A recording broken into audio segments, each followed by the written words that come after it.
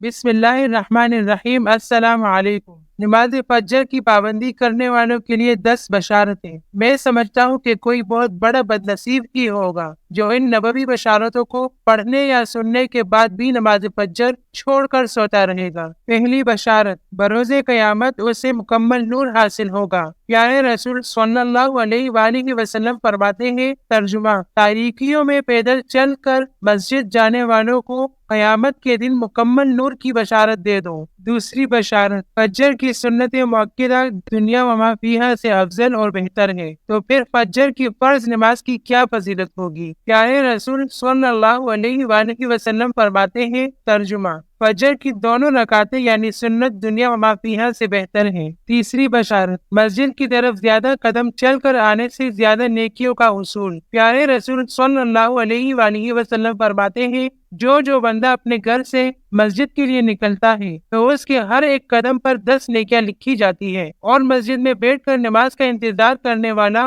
گویا مسلسل نماز پڑھ رہا ہوتا ہے، یہاں تک کہ وہ اپنے گھر کو لوٹ نہ جائے۔ چوتھی بشارت، نماز فجر میں فرشتے حاضر ہوتے ہیں۔ ارشاد باری تعالیٰ ہے، نماز کو قائم کریں آفتاب کے ڈھلنے سے لے کر رات کی تاریکی تک، اور فجر کا قرآن پڑھنا بھی یقیناً فجر کے وقت کا قرآن پڑھنا حاضر کیا گیا ہے۔ پانچویں بشارت، جہنم سے نجات۔ پیارے رسول صلی اللہ علیہ وآلہ وسلم فرماتے ہیں، ترجمہ، وہ شخص ہرگز جہنم میں نہیں جائے گا جو طلوع آفتاب سے پہلے اور غروب آفتاب سے پہلے نماز پڑھے، یعنی فجر اور عصر کی نماز۔ چھٹی بشارت، اللہ تعالیٰ کا دیدار۔ جریر بن عبداللہ رضی اللہ عنہ فرماتے ہیں، ہم نبی کریم صلی اللہ علیہ وآلہ وسلم کی خدمت میں حاضر تھے۔ آپ صلی اللہ علیہ وآلہ وسلم نے چاند کی طرف نظر اٹھائی جو 14ویں رات کا تھا، پھر فرمایا کہ تم لوگ بے ٹوک اپنے رب کو اسی طرح دیکھو گے جیسے اس چاند کو دیکھ رہے ہو، اسے دیکھنے میں تم کو کسی قسم کی بھی مزاحمت نہ ہوگی، یا یہ فرمایا کہ تمہیں اس کی دیدار میں مطلق شبہ نہ ہوگا، اس لیے اگر تم سے سورج کے طلوع اور غروب سے پہلے فجر اور عصر کی نمازوں کے پڑھنے میں کوتاہی نہ ہو سکے تو ایسا ضرور کرو۔ ساتویں بشارت، پوری رات تہجد کا ثواب۔ پیارے رسول صلی اللہ علیہ وآلہ وسلم فرماتے ہیں، جس نے عشاء کی نماز باجماعت ادا کی تو گویا اس نے آدھی رات کا قیام کیا، اور جس نے صبح کی باجماعت نماز ادا کی تو گویا اس نے پوری رات تہجد پڑھی۔ آٹھویں بشارت، فرشتوں کی دعا۔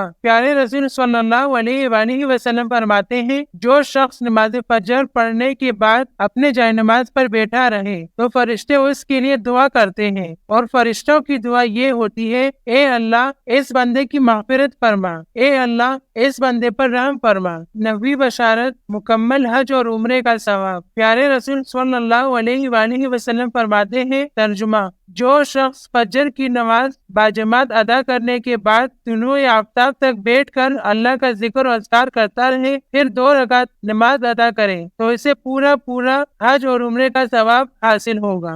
10ویں بشارت، نماز فجر آفات و مصائب سے حفاظت کی ضامن ہے۔ پیارے رسول صلی اللہ علیہ وآلہ وسلم فرماتے ہیں، ترجمہ، جو صبح کی نماز ادا کر لے وہ اللہ کی حفظ و امان میں آ جاتا ہے۔ اللہ حافظ۔